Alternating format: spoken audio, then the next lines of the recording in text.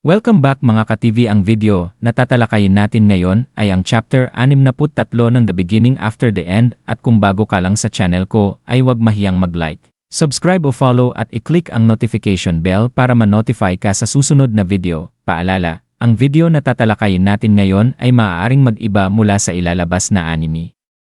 Hindi ko inaangkin ang mga drawing o anumang materyales na ipapakita. Ang layunin ko ay magpakita ng suporta at magbigay ng impormasyon tungkol dito. Ang lahat ng kredito ay nananatili sa mga orihinal na may-ari. Maraming salamat. Habang mas lalo pang lumalalim sa dungeon sina Arthur at ang kanyang grupo, natuklasan nila ang isang bagong pasukan na lubhang naiba sa mga nauna nilang nadaanan. Sa halip na madilim at nakakakilabot na mga lagusan, ang bagong lugar ay punong-puno ng luntiang halaman, mga bulaklak, at mga puno, isang tanawin na tila hindi na antig ng panahon.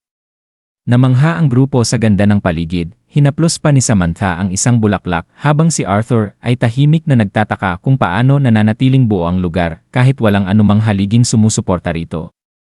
Ngunit sa kabila ng kagandahan, nakakaramdam siya ng kakaibang kaba, parang may mali. Nang mapansin ni Creole ang kalmadong kapaligiran, iminungkahi niyang magpahinga muna saglit dahil siya'y inaantok na.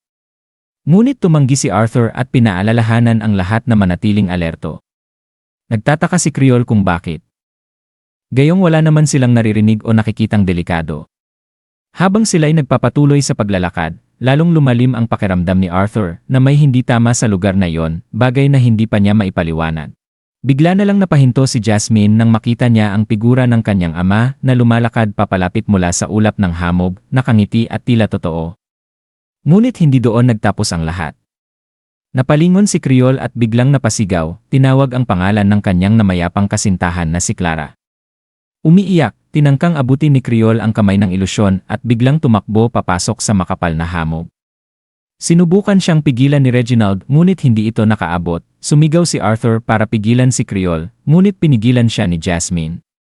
Ipinaliwanag nito na ang hamog ay nagdudulot ng ilusyon, mga imahe mula sa kanilang mga alaala o pinakamasidhing emosyon.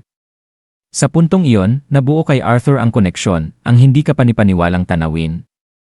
Ang tensyon sa kanyang dibdib at ngayon, ang mga nakakatakot na guni-guni, lahat ng ito ay epekto ng hamog. Agad niyang inutusan ang grupo na magdikit-dikit at pina-activate kay Samantha ang water barrier para protektahan sila mula sa ilusyon. Habang pinapakalma ang grupo, nagtanong si Samantha tungkol kay Clara. Ipinaliwanag ni Reginald na si Clara ay kasintahan ni Creole na namatay sa isang dungeon matagal na. Dagdag pa ni Brown, siya mismo ang nakasaksi sa kamatayan nito at sila mismo ang naglibing sa kanyang abo. Lalong naging masakit ang sitwasyon nang mapagtanto nilang imposibleng buhay pa si Clara. Hinawakan ni Reginald ang kanyang sandata, buo ang loob na hanapin at iligtas si Creole. Lalong lumala ang tensyon. Si Lucas, na puno ng galit at pagkadismaya, ay nagtanong kung paano naging ganito kagulo ang sitwasyon sa kabila ng pagiging veteranong adventurers ng kanyang mga kasama. Ngunit walang sumagot. Lahat ay nakatuon sa hamog na nagbabanta sa kanilang isipan. Napansin ni Arthur si Jasmine na tila nanginginig. Nang tanungin niya ito, inamin ni Jasmine na nakita rin niya ang kanyang ama, nakangiti, may bukas na mga bisig, isang ilusyon na lalong nakakagimbal, dahil ang kanyang ama ay labis na galit sa kanya. Pinakalma siya ni Arthur at tinanong kung may kakayahan ba siyang alisin ang hamog gamit ang kanyang mahika.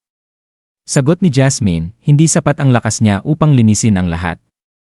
Pero maaari siyang gumawa ng landas patungo kay Creole, gamit ang kanyang wind magic. Pinawi ni Jasmine ang bahagi ng hamog. At laking gulat ng lahat nang makita nila ang landas na tinatahak pala ay natatakpan ng makakapal na baging at halamang hindi man lang nila napansin. Namangha si Brown. Nagtaka si Arthur kung paano nila ito hindi napansin kanina. Higit pa roon, hindi naapektuhan ang mga baging sa ginamit na spell ni Jasmine, napagtanto nilang seryoso ang banta. Pinag-utos ni Arthur kay Lucas na gamitin ang kanyang apoy upang sunugin ang mga baging. Agad na pinakawalan ni Lucas ang kanyang spell na Crescent Ember, ngunit nanlaki ang kanyang mga mata nang walang mangyaring epekto sa mga baging. Napailing si Arthur, hindi kailanman naging madali ang kanilang mga laban. Mabilis siyang nag-utos kay Reginald na bantayan sina Lucas at Samantha habang naghahanda ng mas malalakas na spells.